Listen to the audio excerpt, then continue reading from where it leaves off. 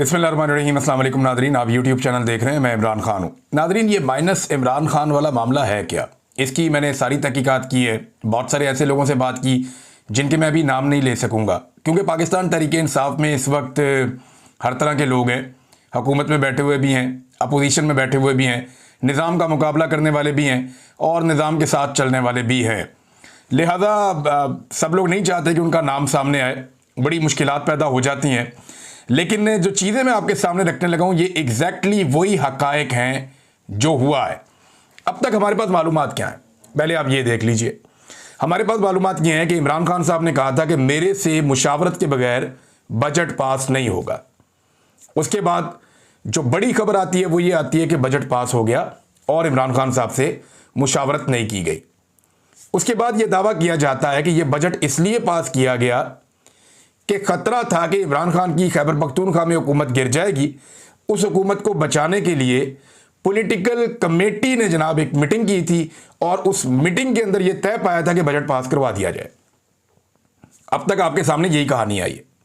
अब मैं आपको जो हकायक बताऊंगा ये वो हैं जो एग्जैक्टली मैंने हर तरफ से इकट्ठे किए हैं और सारे डॉट्स कनेक्ट होने के बाद ये कहानी बनती है।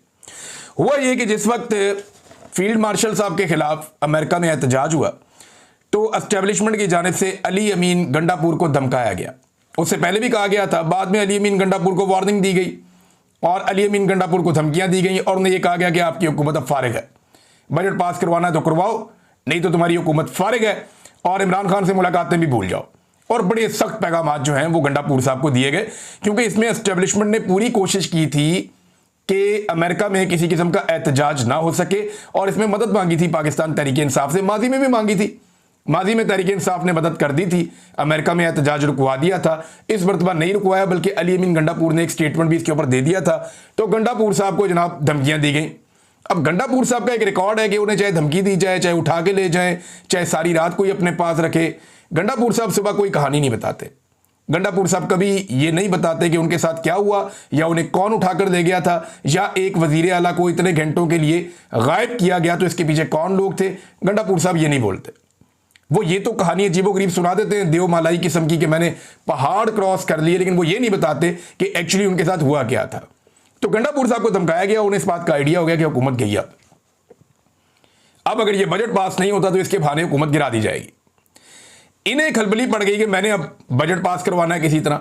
इन्होंने राब्ते शुरू कर दिए अपने लोगों से कि जनाब हुकूमत जा रही है, अगर खैबर पख्तूनख्वा में हुकूमत नहीं होगी तो कुछ भी पल्ले नहीं बचेगा, फिर हमारी वही हालत हो जाएगी जो पंजाब के अंदर पाकिस्तान तहरीक इंसाफ की। इस किस्म की बातें ये वहां पे करना शुरू हो गए। ब्रीफिंग अली अमीन गंडापुर ने दी थी। मैं आपको फिर बता देता हूं कि ब्रीफिंग अली अमीन गंडापुर ने दी थी और एमपीएस को दी गई थी ब्रीफिंग पॉलिटिकल कमेटी की मीटिंग से पहले। ये दो तरह की मीटिंग हुई है, जिनमें एक मीटिंग का सारे जो है वो गोल कर रहे हैं, एक मीटिंग के बारे में कोई नहीं बता रहा, कोई बात ही नहीं कर रहा। असल मीटिंग कहां हुई और क्या हुई वो मैं आपको बता देता हूं। हुआ यह था कि एक तो जनाब खैबर पख्तूनख्वा हाउस के अंदर जो है वो एक मीटिंग हुई थी। इसमें पाकिस्तान तहरीक इंसाफ के लोग मौजूद थे, वहां पे डिस्कशन भी हुई थी और एक पॉलिटिकल कमेटी की मीटिंग हुई थी जो ऑनलाइन मीटिंग थी और इसके अंदर कुछ 17-18 लोग शामिल थे और आधे के करीब लोग जो हैं, यानी आधे से ज्यादा लोग जो हैं वो इसमें शामिल भी नहीं थे। ये अचानक मीटिंग कॉल की गई थी और ये ईरान के मसले पे कॉल की गई थी। लेकिन जब ये मीटिंग कॉल की गई तो इस मीटिंग में यह कहा गया कि जनाब मामला यह है कि ईरान के मसले पे बाद में बात करते हैं, पहले बजट पे बात कर लेते हैं। और बजट पे बात करने का रीजन मैं आपको पहले बता चुका हूं कि अली अमीन गंडापुर को यह बता दिया गया था कि तुम्हारी हुकूमत फारिग हो जाएगी। तो गंडापुर साहब को यह पता चल गया था कि बजट ही एक ऐसी चीज है जहां से मैं फारिग हो सकता हूं, तो वो डर गए थे और वो अपनी हुकूमत बचाना चाहते थे। तो उस पॉलिटिकल कमेटी की मीटिंग में यह इन्फॉर्म किया गया कि इससे पहले पार्लिमानी पार्टी की मीटिंग खैबर पख्तूनख्वा की हो चुकी है। यह बात आपके लिए शायद नहीं होगी। खैबर पख्तूनख्वा की पार्लिमानी पार्टी का मतलब यह है कि सारे एमपीएस, जितने एमपीएस हैं खैबर पख्तूनख्वा के, वो सारे इकट्ठे बैठे। उसमें अली अमीन गंडापुर ने दी ब्रीफिंग और उसमें क्या बताया गया ये भी मैं आपको बता देता हूं। उसमें बताया गया जनाब हमारे खिलाफ साजिश हो रही है, हमारी हुकूमत गिरा दी जाएगी, हमारे पास सरप्लस बजट है, हम ये चाहते हैं कि ये पैसा आप लोग खर्च करें जाकर अवाम के ऊपर और ये सब कुछ हमसे छिन जाएगा और हमारी हालत ऐसी हो जाएगी जैसे पंजाब में पाकिस्तान तहरीक इंसाफ की हालत है, और ये साजिश तैयार हो चुकी है। अगर बजट पास ना हुआ तो ये मसला बन जाएगा। अब पाकिस्तान तहरीक इंसाफ के अंदर ना खैबर पख्तूनख्वा में 4-5 ग्रुप हैं।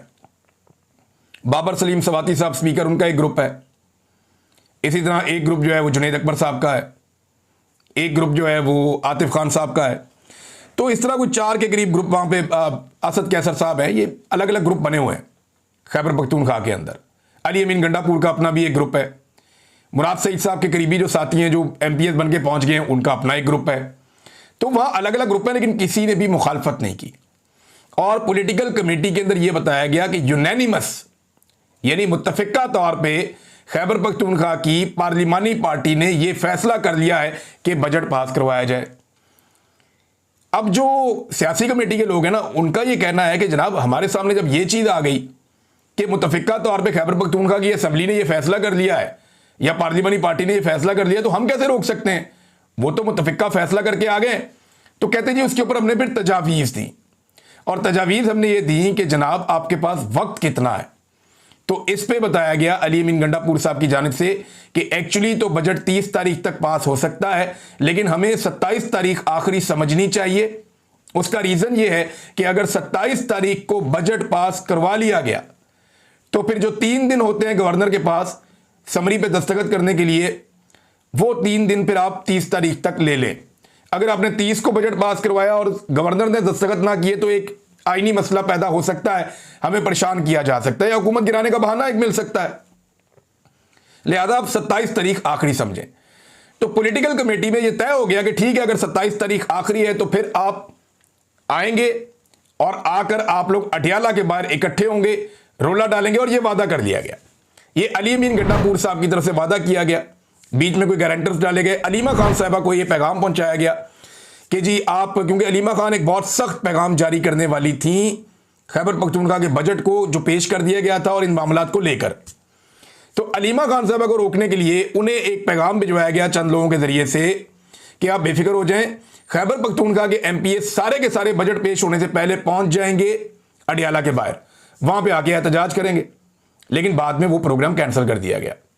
आधी रात को ये पता चलता है कि कल कोई भी MPA नहीं आएगा, यानी ये कोई MPS नहीं आ रहे, और ये कहा गया कि जनाब 52 MPS ऐसे हैं जिनके ऊपर मुकदमात हैं पंजाब में, लिहाजा हम रिस्क नहीं ले सकते, हमारे MPS उठा लिए जाएंगे, फिर बजट पास नहीं होगा, फिर हुकूमत गिरा दी जाएगी, लिहाजा हम 25 तारीख को आएंगे अपनी पहले जमानतें करवाने के बाद। अब 25 तारीख की डेट दे दी गई, उस पर भी अलीमा खान साहबा ने कहा जी ठीक है 25 तारीख को आप, लेकिन आए सारे वहां पे। लेकिन होता यह है कि अचानक से सबको पता चलता है कि बजट पास हो गया, यानी 23 तारीख को अचानक से सबको इंफॉर्मेशन मिलती है कि बजट पास हो गया। क्या ये इंफॉर्मेशन अचानक हो सकती है? बड़ा सवाल यह है। देखें ना, 4 ग्रुप हैं और हर ग्रुप ये क्लेम करता है कि वो इमरान खान का वफादार है और वो जान देना चाहता है और उसे हुकूमत की कोई परवाह नहीं है।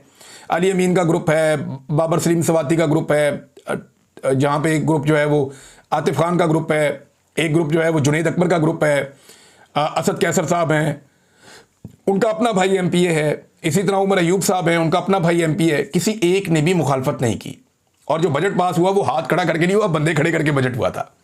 तो यहां पे एक बात तो क्लियर होगी कि खैबर पख्तूनख्वा के तमाम लोगों ने यह फैसला किया कि अभी ये बजट पास करना है और हमें हुकूमत बचानी है। और उसका रीजन ये था कि अली अमीन गंडापुर को एस्टेब्लिशमेंट ने धमकी लगा दी थी कि तुम्हारी हुकूमत हम गिरा देंगे, तो उन्हें लगा कि अपनी हुकूमत बचाई जाए, और इसके लिए उन्होंने वक्त से पहले यह बजट पास करवा लिया। यानी ये वादा किया गया था कि जनाब 25 को आएंगे, पहले 24 का वादा किया गया जनाब हम सारे पहुंच जाएंगे, फिर कहा गया नहीं जी हम 25 को पहुंच जाएंगे, और उसके बाद हम 27 को बजट पास करवाएंगे। अलीमा खान ने 2 सवालात भी पूछे थे, यानी जब शुरू में ये मामला लेकर आए ना, उन्होंने कहा जी बजट पास करवाना जरूरी है वरना हुकूमत गिर जाएगी। तो अलीमा खान ने 2 सवालात पूछे थे। एक, अलीमा खान ने पूछा जिन 5 बंदों को इमरान खान साहब पिछले 1.5-2 महीने से बुला रहे हैं, उन 5 बंदों ने कोई एक एफर्ट पिछले 1 महीने में अगर की है इमरान खान को मिलने की, वो अदालत में गए हों या अडियाला के बाहर गए हों जैसे हम जाते हैं, तो वो बता दें। इसका किसी के पास जवाब नहीं था। उन 5 बंदों ने, जिनमें अली अमीन गंडापुर, शिबली फराज, मुजम्मल असलम और उमर अयूब साहब और एक और साहब थे तैमूर झगड़ा साहब, उन्होंने कहा जी इन्होंने कोई एफर्ट की हो 5 ने मिलकर कि जनाब हम जाएंगे, जाके मिलेंगे इमरान खान साहब से, तो इसका जवाब नहीं था उनके पास, इसका जवाब उन्होंने नहीं दिया। दूसरा, अलीमा खान साहबा ने कहा कि वक्त कितना है आपके पास, तो उन्होंने कहा 27 तारीख तक। उन्होंने कहा 27 तारीख को बजट पास करेंगे, ये तय हो गया। लेकिन बजट को 27 से पहले 23 को पास कर लिया गया। ये है जनाब असल कहानी। अब क्योंकि इमरान खान साहब ने बजट पास जो हो गया, तो इमरान खान साहब ने आगे ही बढ़ना है। जेल के अंदर बैठ के वो इतने बोल्ड डिसीजन तो मुझे नहीं लगता ले सकते हैं, और ये डिसीजन तो इमरान खान का होगा कि कौन उनके साथ है और कौन उनके साथ नहीं है। पहले भी उन्हें बड़े सरप्राइज मिले हैं, आइंदा भी मिलते रहेंगे। अब इसमें अली अमीन गंडापुर साहब जो हैं, ये मरियम नवाज खान साहबा ने इसको रिपोर्ट किया, क्योंकि इमरान खान साहब ने कहा था कि सुप्रीम कोर्ट जाना चाहिए, तो ये तो पहले जाना चाहिए था ना। अब तो गोंगलुओं से मट्टी झाड़ने वाली बात है, और वो मट्टी भी ऐसे अजीब तरीके से झाड़ी है। ये जरा आप देखिए, अली अमीन गंडापुर एक सूबे के वज़ीर आला है जहां उनके मुताबिक हकीकी नुमाइंदगी है। इस सूबे के वज़ीर आला की कानूनी टीम की हिकमत अमली क्या है? इमरान खान ने हालिया पैगाम में कहा सुप्रीम कोर्ट जाओ, तो बस उठकर सुप्रीम कोर्ट पहुंच गए। ये एक जर्नलिस्ट हैं जो वहां से रिपोर्ट करी है सुप्रीम कोर्ट से, मुंह उठा के सुप्रीम कोर्ट आ गए ये लोग। इन्हें नहीं पता कि सुप्रीम कोर्ट कैसे आते हैं। सुप्रीम कोर्ट जाने का मतलब ये नहीं होता कि आपने जाकर वहां पे विजिट करना है। आपने दरखास्त दायर करनी होती है, जिसका एक बाकायदा कानूनी तरीक़ाकार होता है। सरदार लतीफ़ खोसा और बाकी जो लोग हैं, एडवोकेट जनरल खैबर पख्तूनख्वा, उन्होंने अली अमीन गंडापुर को बताया ही नहीं, और वो जस्टिस मंसूर अली शाह साहब के सामने जाकर अदालत में पेश हो गए और उन्हें कहा जी आप आज खुद नोटिस इस मामले का ले लें। उनको भी मुसीबत में डाल दिया कि जनाब तुसी आज खुद नोटिस आप ले लें। तो इस पे जनाब जो जस्टिस मंसूर अली शाह साहब हैं, उन्होंने कहा कि आप गलत दरवाज़ा खटखटा रहे हैं, बेहतर है चीफ जस्टिस या रजिस्ट्रार ऑफिस का आप रुख करें जाकर। और लतीफ़ खोसा साहब ने कहा जनाब कि आपका आशीर्वाद चाहिए, यानी जजेस को जानबूझकर इम्तिहान में डालकर किसके मकासद को पूरा कर रहे हैं ये लोग। यानी अली अमीन गंडापुर साहब ने मुंह उठाया और चले गए सुप्रीम कोर्ट। इमरान खान ने कहा भाई वो तरीकाकार होता है सुप्रीम कोर्ट जाने का, मतलब ये नहीं है कि आपने वहां जाना, जाके अंदर से विजिट करके चक्कर लगा के एंजॉय करके सैर करके बाहर आ जाना। नहीं, आपने अपनी कानूनी दरखास्त दायर करनी होती है। आप जज के कमरे में पहुंच गए और आपका वकील वहां पे खड़ा होकर कह रहा है जी आपका आशीर्वाद चाहिए। This is not the way. ये कोर्ट है, कोर्ट ऑफ लॉ है, और चले वहां इंसाफ नहीं मिल रहा। बहुत घिनौनी साजिश हुई है अदलिया के खिलाफ, लेकिन इसके बावजूद एक प्रोसीजर तो होता है ना, तो इस लेवल पे पता होना चाहिए कि प्रोसीजर क्या है। बहरहाल बाद में ये खबर आती है कि अली अमीन गंडापुर साहब ने दरखास्त दायर कर दी है और इमरान खान से मुलाकात के लिए बाज़ाब्ता तौर पर दरखास्त दायर की, और उसमें यह कहा गया कि इमरान खान साहब से मुलाकात करवाई जाए। और इसमें अली अमीन गंडापुर साहब ने एक और बात भी की है। उन्होंने कहा जी इमरान खान साहब की जो उन्होंने खत लिखा था चीफ जस्टिस को, तो चीफ जस्टिस ने कहा था कि उसके साथ सबूत मुंसलिक है, एतराफ़ किया था, तो उस मामले के ऊपर भी अभी तक किसी किस्म का कोई एक्शन नहीं हुआ। तो नाज़रीन ये है वो पूरी कहानी जो मैंने आपके सामने रख दी है।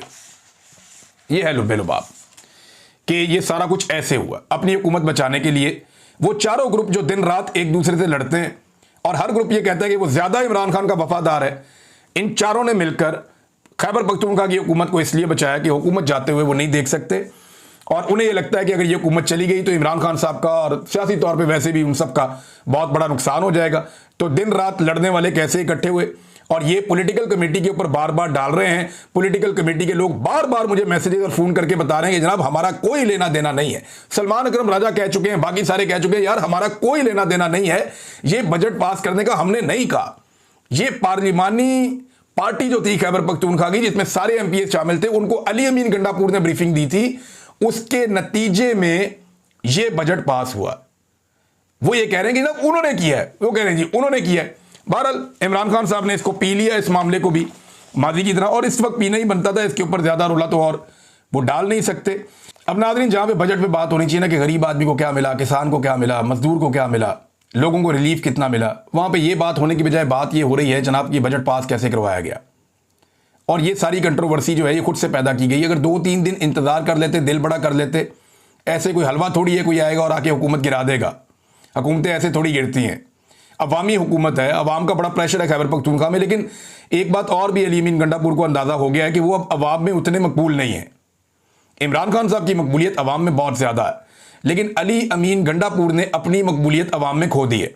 कभी पहाड़ियाँ चढ़ के, कभी लोगों को छोड़कर, कभी लाशों को छोड़कर वो भाग गए। तो इसकी वजह से उनकी मकबूलियत खैबर पख्तूनख्वा के अंदर कम हुई है। तो उन्हें शायद ये लगता है कि अब अगर उनकी हुकूमत गिर गई तो लोग उनके लिए खड़े नहीं होंगे। इमरान खान के लिए तो खड़े होते रहेंगे, लेकिन गंडापुर के लिए खड़े नहीं होंगे और वो अपनी हुकूमत गंवा बैठेंगे। उन्हें ऐसा लगता है, लिहाजा उन्होंने जो किया ये ऑब्वियस था और ये दिखाई दे रहा था कि ऐसा ही होना था। अब नाज़रीन पंजाब में असातिज़ा बहुत बड़ी तादाद में पंजाब असम्बली के बाहर पहुंच गए। ये हज़ारों की तादाद है, बहुत बड़ी तादाद में। मुतालबा वो ये कर रहे हैं जी कि हमारी तनख्वाहों में और पेंशनों में 50% तक इजाफा किया जाए, हमारे अलाउंसेस भी बढ़ाए जाएं। देखिए, महंगाई जिस शरह से बढ़ी है, इस तरह से पाकिस्तान में लोगों की तनख्वाहें नहीं बढ़ी, लोगों की आमदन नहीं बढ़ी, उसकी वजह से लोग परेशान हैं। यास्मीन राशिद साहबा ने खत लिखा, उन्होंने कहा जी कि पंजाब के बजट में आवाम के लिए कुछ नहीं है। गुज़िश्ता 2 सालों में सूरत हाल मजीद बिगड़ गई है। 44% लोग गुर्बत की लकीर से नीचे चले गए हैं। 26वीं तरमीम के बाद इंसाफ की उम्मीदें ख़त्म हो गई हैं। और इन तमाम मुश्किलात के बावजूद जो टिकटॉकर वज़ीर आला हैं, उन्होंने 40 अरब रुपए अपनी ज़ाती तशहीर पर खर्च कर डाले हैं। हमारे मुल्की हालात अब बनाना रिपब्लिक से भी गए गुजरे हैं, अल्लाह हमारी मदद करे। ये डॉक्टर यास्मीन राशिद साहबा ने और भी बहुत कुछ लिखा, बड़ी डिटेल है उनके इस लेटर के अंदर जो उन्होंने जेल से खत लिखा। लेकिन देखें, कुछ चीज़ें पाकिस्तान तहरीक इंसाफ को बतौर अपोजिशन करनी चाहिए थी जो उन्होंने नहीं की। जहाँ पे हम हुकूमत को याद दिलाते हैं कि उन्हें अवाम का ख्याल रखना है, उन्हें अवाम की उमंगों के मुताबिक आगे चलना है और अवामी जज्बात हम हुकूमत तक पहुँचाते हैं, तो अपोजिशन के लिए भी कुछ रिस्पॉन्सिबिलिटीज़, कुछ जिम्मेदारियाँ होती हैं। देखिए, किसान का इशू आया, इतना बड़ा इशू आया, किसान का बेड़ा गर्क करके रख दिया इस हुकूमत ने। पाकिस्तान तहरीक इंसाफ किसान के साथ खड़ी नहीं हुई, बयानात की हद तक खड़ी हुई, प्रैक्टिकली क्या किया? कुछ नहीं किया। पेट्रोल इमरान खान के दौर में 5 से 10 रुपए बढ़ता था तो अपोजिशन तिगनी का नाच नचाती थी, कुछ नहीं किया। बिजली और गैस की कीमतें जो इन्होंने कहा था कि 300 यूनिट तक हम मुफ्त कर देंगे, उनको दुगना तिगना 4 गुना तक ले गए। इसके ऊपर किसी किस्म का कोई हमने नहीं देखा कि कोई स्ट्रेटजी बनाई हो, किसी किस्म का कोई हुकूमत को टफ टाइम दिया हो, तो नहीं हुआ ऐसा। पानी का इशू, नई नहरें निकालने का इशू, इसके ऊपर पाकिस्तान तहरीक इंसाफ कहाँ थी? सवाए मुखबरी करने के और बात बाहर निकालने के तहरीक इंसाफ ने कुछ नहीं किया इस पे। चीनी का स्कैंडल, इमरान खान के दौर में चीनी 80 रुपए किलो के करीब जब पहुंची तो पूरे पाकिस्तान में भौचाल आ गया था। इमरान खान को चीनी चोर डिक्लेयर कर दिया गया था कि ये जनाब माफियाज हैं। और आज वही चीनी 210 रुपए, और अभी अवाम की जेब के ऊपर 80 रुपए से ज्यादा का डाका डाला गया है फी किलो के हिसाब से। यानी पहले चीनी बहुत बड़ी मिकदार में पाकिस्तान से बाहर भेज के कमीशन कमा ली, फिर उसी मिकदार में पाकिस्तान में वापस मंगवाकर फिर कमीशन कमा ली, और महंगी करके अवाम की जेब पे एक और डाका भी डाल दिया। इसके ऊपर पाकिस्तान तहरीक इंसाफ कहां है? कोई बात की है या किसी तरह खुलकर सामने आई है, या इस माफिया को बेनकाब किया है, या इसके ऊपर कोई हिकमत अमली बनाई है अवाम के साथ मिलकर? कुछ भी नहीं। गंदम का स्कैंडल आया, अरबों रुपया पाकिस्तानी कौम का जो है वो उड़ा दिया इन्होंने, और डॉलर्स के अंदर उड़ा दिया इन्होंने, कुछ नहीं इन्होंने किया। जाती तशहीर के ऊपर जितना पैसा ये हुकूमत खर्च कर रही है, इसके ऊपर पाकिस्तान तहरीक इंसाफ की हिकमत अमली जीरो। तो जो अपोजिशन के वो काम हैं जो उन्हें करने चाहिए अवामी उमंगों के मुताबिक, वो काम पाकिस्तान तहरीक इंसाफ नहीं कर रही। मैं सीरियसली आपको कह रहा हूं, इनके पास बहुत मार्जिन है। इतनी नालायक, नकम्मी, नकट्टू ऐसी हुकूमत कभी आपको नहीं मिलेगी। ऐसी हुकूमत जिस अपोजिशन को मिल जाए वो अपोजिशन तो नाक में दम कर सकती है, लेकिन अपोजिशन इसके ऊपर काम ही नहीं करती। अपोजिशन का मेरे ख्याल में उन्हें यह लगता है कि इमरान खान की मकबूलियत इतनी ज्यादा है कि हमें इनसे लड़ने की जरूरत ही नहीं है, किसी से कोई एक्स्ट्रा एफर्ट करने की जरूरत ही नहीं। सिर्फ इमरान खान की मकबूलियत के नाम के ऊपर हम वोट लेकर इलेक्शन जीतते जाएंगे। और इस हुकूमत को एक तरह से क्लीन चिट दी हुई है मौजूदा अपोजिशन ने, और वो उनको टारगेट ही नहीं कर रही। यानी ये हुकूमत अभी भी इमरान खान को, पीटीआई को, इनकी साबिका हुकूमत को उन चीजों के लिए टारगेट करती है जो उन्होंने की नहीं। यानी कोई मुंह उठा के कह देता जी उस वक्त पेट्रोल 300 रुपए लीटर था, कोई कह देता जी उस वक्त फलानी चीज इतने रुपए की थी, तो क्या लोग बिलीव कर लेंगे? अगर सोशल मीडिया ना होता ना तो अपोजिशन टकेगी नहीं थी। पाकिस्तान तहरीक इंसाफ ने अपोजिशन करने के मामले में पाकिस्तानी अवाम को काफ़ी मायूस किया है। इसमें एक स्टेटमेंट जो है वो उमर अयूब साहब ने दिया, और ये स्टेटमेंट दुखती रख गया पाकिस्तान की सिक्योरिटी फोर्सेस की, क्योंकि वो ये कहते हैं जनाब कि इतने सारे ट्राले आ जाते हैं वहाँ से ईरान से डीजल लेकर, पेट्रोल लेकर, तो सिक्योरिटी फोर्सेस उन्हें रोकती क्यों नहीं है? देखिए, ये गैर कानूनी स्मगलिंग हो रही है ना ईरानी तेल की, वो पाकिस्तान में आ रहा है। वो ये कहते हैं कि 72,000 से जायद 18 व्हीलर ट्रकों के जरिए ये स्मगलिंग होती है। 72,244 ट्रक, वो कहते हैं जी 18 व्हीलर, ये 26 पुलों के ऊपर से गुजर के पाकिस्तान में आते रहते हैं। लेकिन सिक्योरिटी फोर्सेस इन्हें क्यों नहीं रोकती? क्या वो इस स्मगलिंग का हिस्सा है? क्या इसमें सारे अपना अपना हिस्सा वसूल करते हैं? एक्चुअली वो ये इशारा करते हैं, बार बार उमर अयूब साहब ये बात करते हैं, क्योंकि ये पाकिस्तान की सिक्योरिटी फोर्सेस की दुखती रख गए, ये स्मगलिंग तेल की नहीं रुकती। वो इसके ऊपर बात करते हैं, लेकिन बाकी चीज़ों पे बात करनी चाहिए, अवामी इश्यूज के ऊपर बात करनी चाहिए। जब आप अवामी इश्यूज पे बात नहीं करते तो अवाम आहिस्ता आहिस्ता इर्रेलिवेंट हो जाती है आपकी नज़र में, और आप इर्रेलिवेंट हो जाते हैं अवाम की नज़र में। इमरान खान जब तक बाहर थे वो हर अवामी इशू के ऊपर बात करते थे, हर अवामी इशू के ऊपर पूरा एक एजेंडा देते थे और उसके ऊपर खड़े हो जाते थे, लेकिन उनकी पार्टी ने एक भी अवामी इशू को नहीं उठाया। नाज़रीन, अब इंटरनेशनल फ्रंट पे जाते हैं, एक दो खबरें आपके साथ मैं शेयर कर देता हूं। नंबर एक तो यह है कि डोनाल्ड ट्रंप ने जो है वो पहले तो नेतन्याहू के ऊपर सख्त किस्म का बयान दिया था, फिर नेतन्याहू ने डोनाल्ड ट्रंप की तारीफें कर दी और ये कहा कि अमेरिका का हम शुक्रिया अदा करते हैं कि वो हमारे साथ जंग में खड़ा हुआ।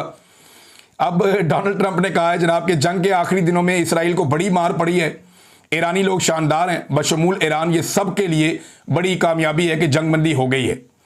तो डोनाल्ड ट्रंप जनाब जंगबंदी को सेलिब्रेट कर रहे हैं, और इसके बावजूद एक स्टेटमेंट जो है वो मैं पढ़ रहा था मलिया लोधी साहिबा का, और उन्होंने बड़ी इंपॉर्टेंट बात की। उन्होंने कहा कि 8 मरतबा ऐसा हुआ है कि फ़लस्तीनियों के लिए जब आवाज़ उठाई गई कि जनाब जो हमला किया इसराइल ने वो गलत किया है, तो डोनाल्ड ट्रंप ने इसराइल को सपोर्ट किया फ़लस्तीनियों के मुकाबले में, निहत्ते फ़लस्तीनी है। तो ऐसे शख्स को अमन के नोबेल प्राइज़ के लिए कैसे नामजद किया जा सकता है, ये मलिया लोधी साहिबा ने बड़ी जायज़ बात की है। और एक चीज़ और, अमेरिका की जानिब से ये भी कहा गया कि ये जो हमारी इन्वेस्टिगेशन लीक हुई है, या ये जो राज बाहर निकाले गए हैं कि ईरान की जौहरी तनसीबात को तबाह किया गया या नहीं किया गया, वो इसको एक समझते हैं कि ये ब्रीच किया गया है और इसके खिलाफ शायद वहाँ पे कार्रवाई की जाए। लेकिन ये खबरें अखबारों में छप चुकी हैं कि ईरान की जो एटमी तनसीबात हैं उन्हें जिस किस्म के नुकसान पहुँचाने का दावा किया गया वैसा नुकसान वहाँ पर पहुँचा नहीं है। अब तक इतना ही, अपना ख्याल रखिएगा, अपने इस चैनल का भी। अल्लाह हाफ़िज़।